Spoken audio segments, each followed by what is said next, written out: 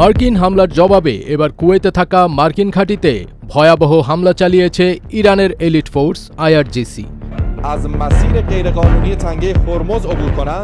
যে হামলায় অত্র ঘাঁটিতে থাকা বিভিন্ন মার্কিন স্থাপনা এবং যুদ্ধ সরঞ্জাম ব্যাপকভাবে ক্ষতিগ্রস্ত হয়েছে বলে দাবি করেছে ইরানের রাষ্ট্রীয় গণমাধ্যম।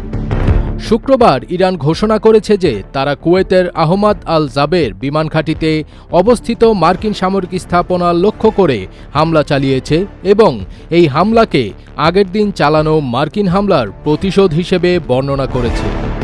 শুক্রবার ইরানের সেনাবাহিনী জানিয়েছে যে তাদের বাহিনী ড্রোন হামলায় কুয়েতের আহমাদ আল জাবের বিমান ঘাঁটিতে অবস্থিত কৌশলগত মার্কিন সামরিক স্থাপনা লক্ষ্য করে হামলা চালিয়েছে এবং এই অভিযানকে সাম্প্রতিক মার্কিন হামলার প্রতিশোধ হিসেবে বর্ণনা করেছে তারা। ইরানের আধা সরকারি সংবাদ সংস্থা তাসনিম নিউজ এজেন্সির প্রতিবেদনে সেনাবাহিনী জানিয়েছে তারা ড্রোন ব্যবহার করে হ্যাঙ্গার স্যাটেলাইট যোগাযোগ ব্যবস্থা এবং সরঞ্জামের গুদাম লক্ষ্য করে হামলা চালিয়েছে। বিবৃতি অনুসারে কেশম দ্বীপে একটি আবাসিক বাড়িতে মার্কিন হামলার জবাবে এই হামলা চালানো হয়। এতে আরও বলা হয় যে কুয়েতের এই স্থাপনাটি এই অঞ্চলের মার্কিন আকাশপথের নজরদারি এবং অভিযানিক সহায়তার জন্য একটি গুরুত্বপূর্ণ কেন্দ্র হিসেবে কাজ করে। যুক্তরাষ্ট্র এখনও ইরানের হামলার জবাব দেয়নি এবং ক্ষতিগ্রস্ত ও হতাহতের সুনির্দিষ্ট বিবরণ জানা যায়নি।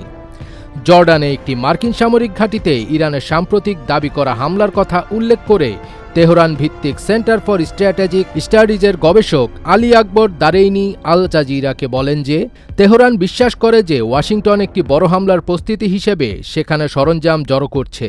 তিনি বলেন, এই অঞ্চলে যুক্তরাষ্ট্রের বর্তমান লক্ষ্যবস্তু নির্ধারণের মাধ্যমে ইরান সম্ভবত ভবিষ্যতের যে কোনো হামলা প্রতিহত করার চেষ্টা চালাচ্ছে। তিনি আরও দাবি করেন, ইরান কখন যুদ্ধ শুরু করতে হবে, কখন সাময়িকভাবে বিরতি দিতে হবে এবং কখন পুনরায় যুদ্ধ শুরু করতে হবে সেই সিদ্ধান্ত যুক্তরাষ্ট্রকে আর নিতে দিতে চায় না। ইরান এখন ভবিষ্যৎ অভিযানের প্রস্তুতিমূলক স্থাপনাগুলোকে লক্ষ্যবস্তু করছে। ফজবির তাজ, এটিএন বাংলা।